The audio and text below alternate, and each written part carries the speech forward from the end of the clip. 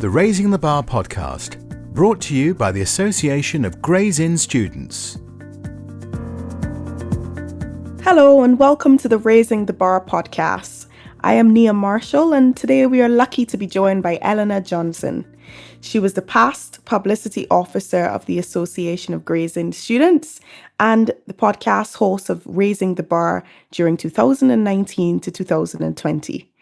Elena is also a Gray's Inn residential scholar and Edmund Davies scholar.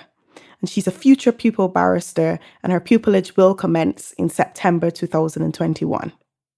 Elena, how does it feel to be an interviewee? You're on the other side of the mic. Yeah, hi. It does feel, I can kind of understand why the guest felt quite nervous. It feels so different.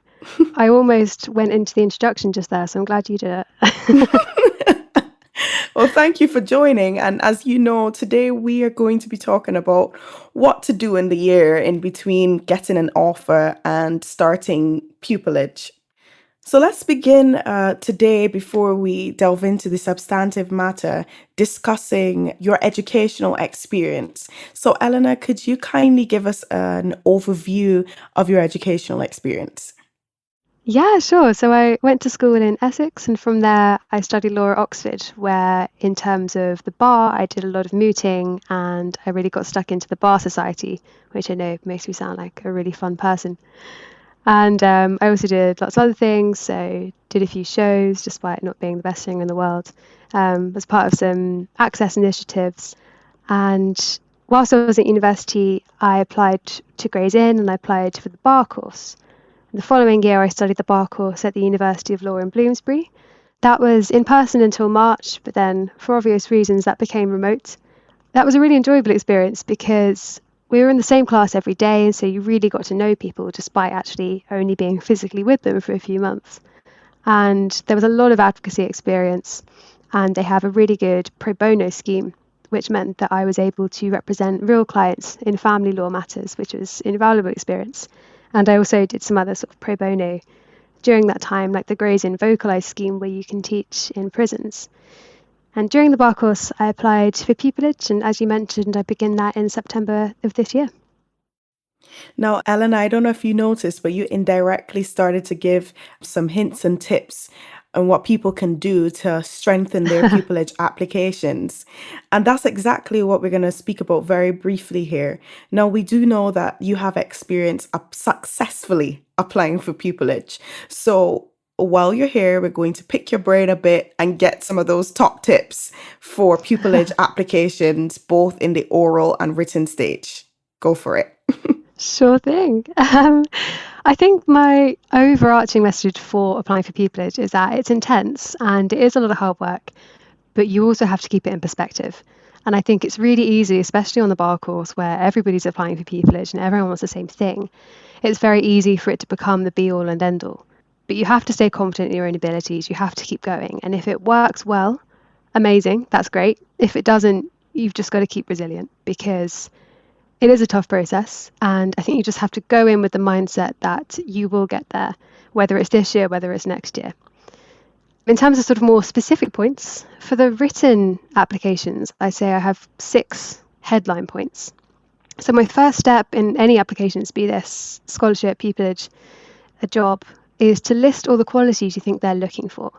So maybe that's advocacy, resilience, drafting, people skills, all of those qualities that you think they might want to see in your application. And then really do your research into that chambers. So get to know the ethos, get to know what kind of areas of law they do, what kind of cases they specialise in. And then once you've done all of that, write out all of the experience that you have. So this might be legal experience, it might be stuff like mooting, it might be mini pupillages, but it might be things that you wouldn't necessarily think of from the outset. So working in a cafe or working in a shop or just any non-law related experience, but write all of that down and don't disregard any of it at that point. And then from that, look at how each of those experiences can be used as evidence for the qualities they're looking for. And I was often surprised about which experiences I found myself using. Things like I used to work as a waitress, and that really shows people skills. So always make sure when you're writing your applications that your points are backed up by evidence, as barristers would back up any assertion they make with evidence from the case. You need to do that in your application as well. My other tip would be to put your strongest example first and to get to the point from the outset, which perhaps I really haven't shown in this answer. But I would say always make sure that they can't miss what you're saying, because barristers are reading through these applications at the end of a long working day. They don't take time off to read these applications, and you need to make it as easy as possible for them to spot your main points. And that might be from including it at the beginning of the paragraph, or maybe even through your structure, like bullet points. Just make it as easy as possible to see the best points that you're making. And then finally, once you've done all of that, draft it again and show it to other people, because by the time you've read your answer 50 times, you just can't read it anymore. So that's my tips for the written applications. And in terms of the interview, I would say there are also 6 headline points. So firstly, think about your application, the application that you gave to that chambers, and make sure you know it inside out. So for example, if you mentioned any cases, make sure you refresh your knowledge of those, because that's something that the interviewers can use to ask you questions from. Secondly, I'd look at potential legal questions. So read into the area of law that you're applying to, look at their recent cases and look at big cases in their area. Some areas, especially like ones like family, which you might not have studied before, they won't expect you to know all the areas of family law in great detail, but it will really help if you know those concepts and if you know what's going on at that moment in time. Then I think I'd look at recent news, so not necessarily related to the law, but chambers might ask you questions that are based on current affairs just to see how you argue something, and I think you will feel much more confident going into that if you know roughly what's going on in the news, which I know with everything else, with pupillage, with the bar course, with work, it can be quite tricky. But just sort of a basic awareness of what's going on can be really sort of boost your confidence going into that. Then, of course, you've got the specific task they might have asked you to do. Maybe you've got to write an opinion, maybe you've got to prepare a bail app. And finally, some general interview questions. So just even just Googling common interview questions will come up with some sort of personality style questions and questions that aren't necessarily based in the law, but I don't know, they might ask you what your biggest strength is, for example. And just having a think about those answers can really boost your confidence going into the interview. That's my top tips for the written and the interviews. Definitely sound like brilliant top tips, and we do know people will be implementing those and hopefully succeeding. Now, Alana, we know that you had a gap year between receiving your offer for pupillage and starting pupillage. Now, sometimes persons often wonder, what should I do with that time? So, what prompted you to apply to be a paralegal during your gap year? I wanted to have some sort of practical experience of the area of law that I'm going into. So I'll be practicing family law, particularly divorce. And although I studied it at undergrad and I studied it on the bar course, I think there's no replacement really for that practical experience. So I wanted to see how it worked with real clients.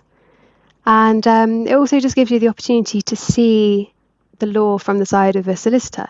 So I've always been very focused on the bar, and I hadn't really seen how solicitors work in practice, and that was really, really enlightening.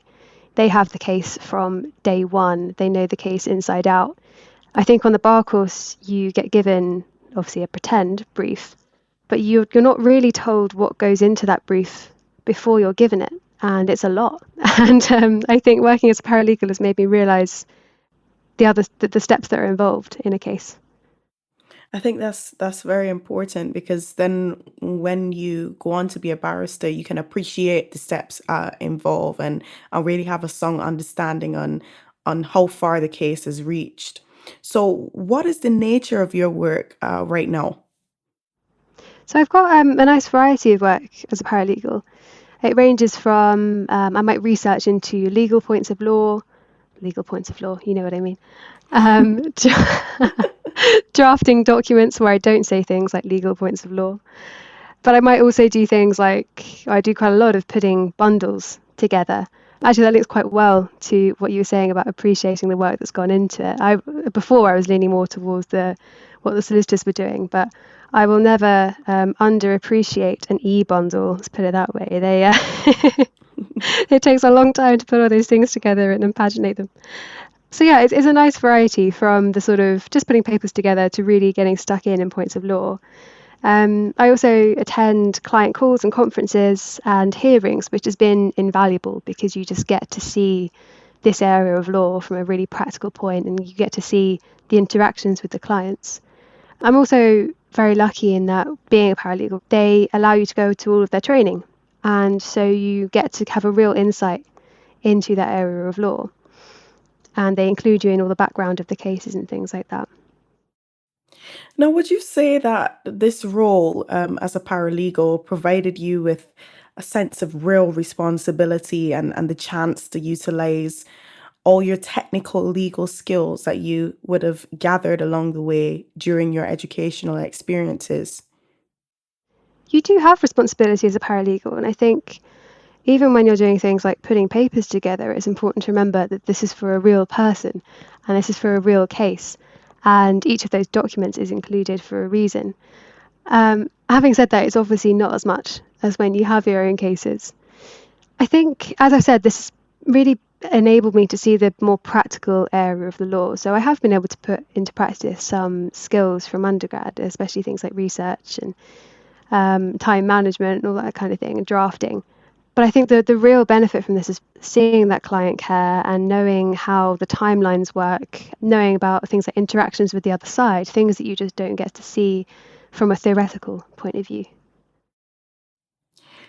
Now, aside from the understanding truly what goes into the preparation of the bundles and the e-bundles, do you think there are any transferable skills that you have obtained that you will definitely carry into pupillage and ultimately your time as a barrister? Yeah, definitely. I think a big one is interactions with clients. And obviously, you don't get that experience until you're seeing the area of law in practice. And just seeing how a lot of clients in any area of law will be having quite a difficult time in their lives. Obviously, they're going to court. It's very stressful. It's something that they're not used to doing, regardless of the situation. And so seeing how legal professionals manage that and how they calm their clients down and how they deal with their expectations and how they help them when the case has gone well or maybe when it hasn't gone as well as they wanted it to, I think that is something that I will definitely take into practice. The client care.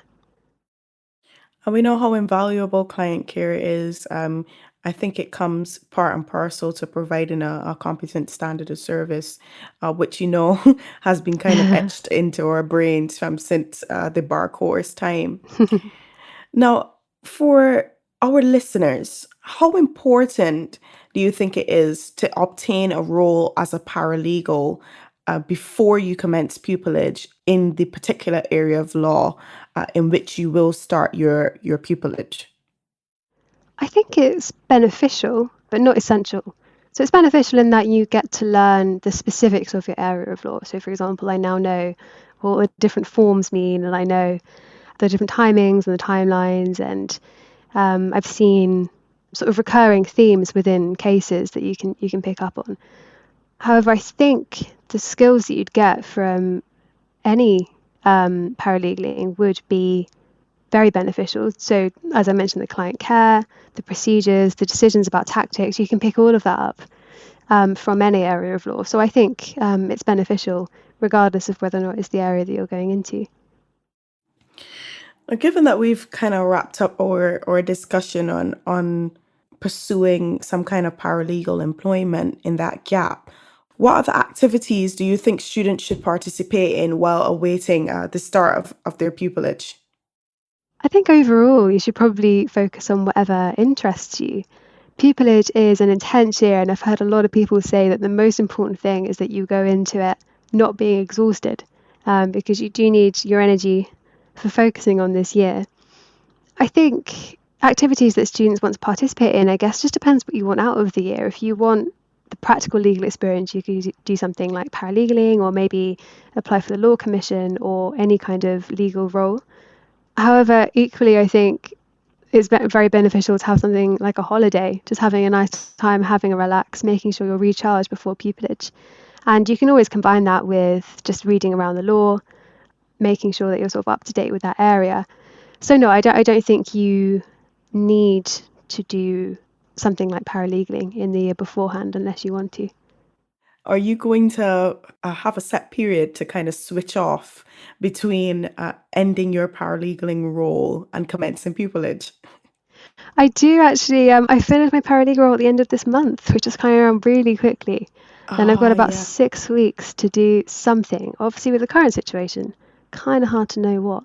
So it could be Spain, it could be Southend. We shall see. Oh, very nice. But 6 weeks to do something. 6 weeks to wind down and mentally prepare again for pupillage. Now, we know throughout our journey, most of us as aspiring barristers, we always get the advice that we should probably start to undertake any activities based on remedying any gaps in our CVs.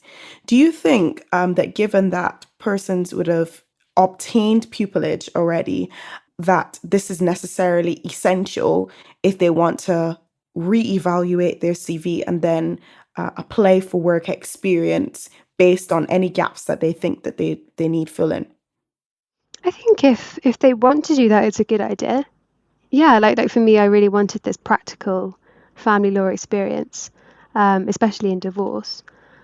And obviously, a lot of us are going to the bar because we enjoy it. So we probably enjoy doing advocacy and things like that.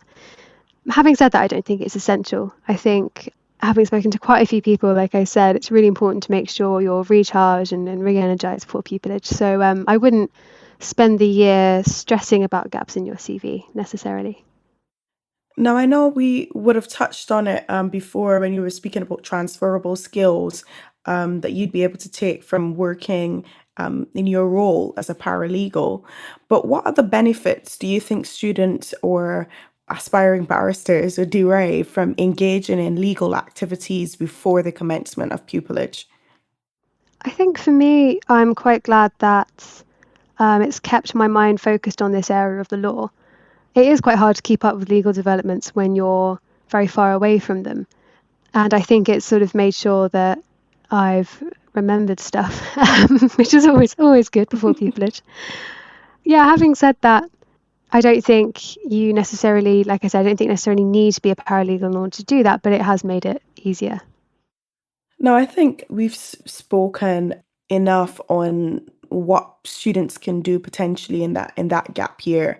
But for those of us or those aspiring barristers who do have a gap year, because they've been unfortunately unsuccessful in obtaining pupillage and are just awaiting the next cycle of applications, what kind of activities do you think they should participate in? Do you think they differ from the activities that we just spoke about earlier? I think it's an opportunity to reflect on your applications and to reflect on what you think might strengthen. I mean, you mentioned earlier sort of filling gaps in CVs.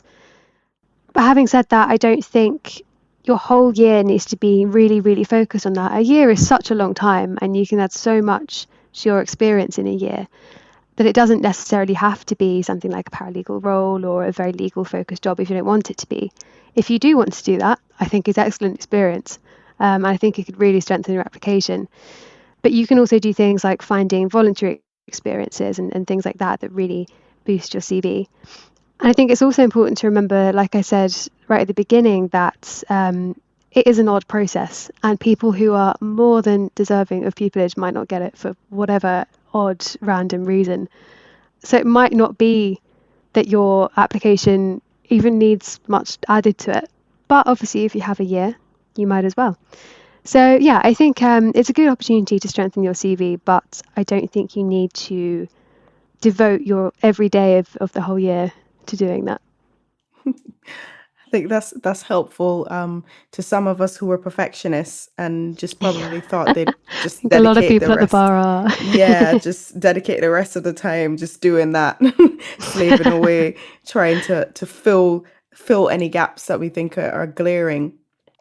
Now, we just spoke about filling gaps in our CVs, but sometimes, unfortunately, you yourself might not be able to identify those gaps. So, how do you think persons should really go about determining which activities should be pursued in an effort to enhance their CV? I think something that was incredibly helpful in the run up to pupillage applications was speaking to members of the Inn for mock interviews and to the careers advisor at University of Law, who really could take an objective look at your application and could spot what they really liked about it and what they think needed improving. And like you said, when you're looking at your own application, sometimes it's really hard to do that. So from the outset, actually as early as possible, I would show your application to somebody like that. There's always people in the Inn who are willing to help. The Inn is such a great resource, and everybody's so keen to help other people join the profession. And just ask them what they think could strengthen your application. And then from there, you have a really long time to build up evidence to show those skills. So maybe that would be quite a good way to sort of direct where your year goes, whether that be through a job or through voluntary experience. Or any other experience, really. And ultimately, Elena, I know some students struggle to find opportunities. What do you think persons can do, or how can persons find jobs or volunteer opportunities which they think would target these said gaps? Yeah, of course. And I think at the moment, especially, the job market isn't great. And so I'm not going to say, oh, you need to find the most perfect job for the role that you want, because unfortunately that might not be possible. But that's okay, because as we said earlier, you can get transferable skills from so many different jobs in different areas. So I think probably the first port of call would be speaking to your bar course provider or your university or the Inn. But I know my bar course provider had like a whole employability portal which put up a load of adverts for jobs that people could apply to, and a lot of them were law focused. Which was a great opportunity, and I know quite a few people who have got jobs through that. If you are in between your bar course or whatever and pupillage, and you've got a year in between, in that way you could try and talk to your chambers and see if they have any recommendations of places that might have vacancies. You can also, in terms of volunteering, just Google voluntary charities like the Free Representation Unit and see if they're looking for advocates. And also just thinking outside the box, perhaps there's something in your local area, like a volunteering experience, which might not initially look like a legal experience, but which actually has a lot of really transferable skills. So I think there are a lot of resources available, especially through the bar course providers, universities, the Inn, perhaps your chambers, that you can speak to get some ideas. Thank you, Elena. This has been a very informative session, and I'm happy to have had the privilege of interviewing you and putting you into the hot seat today. No, thank you so much. It was it's a very different experience being a guest, but you obviously are a wonderful interviewer, so I felt right at ease. Oh, thank you. You smashed it. Thank you. Thanks for listening to the Raising the Bar podcast. Please subscribe, rate and review. And for more information, check us out on Twitter at Raising the Bar GI.